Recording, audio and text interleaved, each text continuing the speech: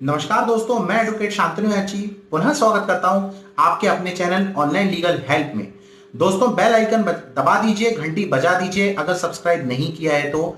ऊपर हमारा mobile number दिया हुआ है, नीचे डिस्क्रिप्शन में हमारा लिंक दिया हुआ है। आप हमसे कनेक्ट कर सकते हैं, कांटेक्ट कर सकते हैं लीगल एडवाइस, लीगल हेल्प के लिए। कोई क्वेरी है इस वीडियो से रिलेटेड या किसी भी वीडियो से रिलेटेड, या कोई और जानकारी आप पाना चाहते हैं, या आप चाहते हैं किसी पर्टिकुलर टॉपिक पे हम लोग वीडियो प्रोवाइड करें, तो आप दोस्तों हम लोगों से कांटेक्ट कर सकते हैं।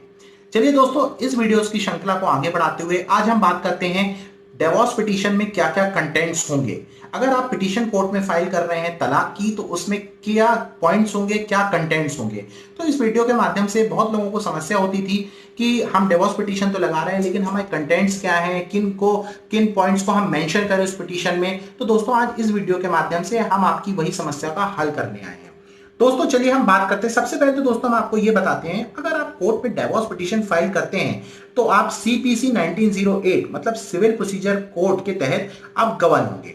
अब दोस्तों, अगर आपने डिवोर्स की प्रोसीडिंग्स को स्टार्ट कर दिया है, इनिशिएट कर दिया है दोस्तों, तो आपको ये पिटीशन आप एक वकील के माध्यम से फाइल करेंगे। आप हस्बैंड या वाइफ दोनों में से कोई भी ये पिटीशन लगा सकता है।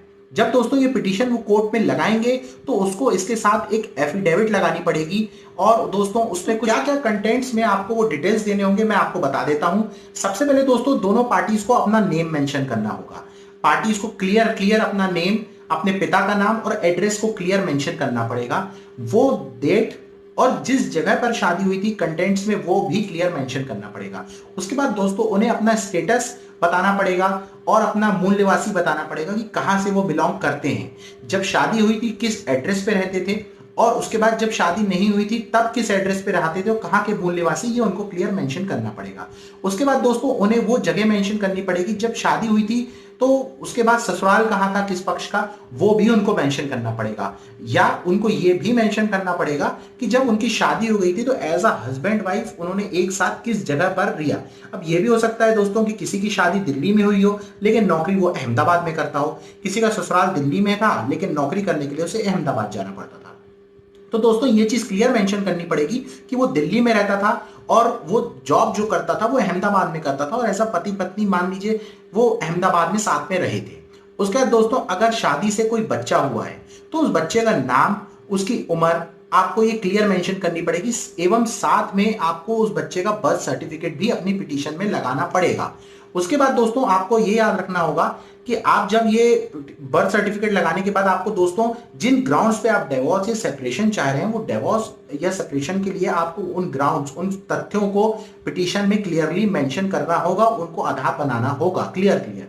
उसके बाद पार्टी, जो दोनों पार्टीज ने डिवोर्स फाइल कर रहे हैं, जो भी पार्टी फाइल कर रही है, उनको एक रिटन स्टेटमेंट देना पड़ेगा कि वो कोर्ट को डिसीव नहीं कर रहे हैं, धोखा नहीं दे रहे हैं, उन्होंने सच तथ्यों को बताते हुए, सही तथ्यों को बताते हुए कोर्ट में ये पिटीशन को दायर किया है।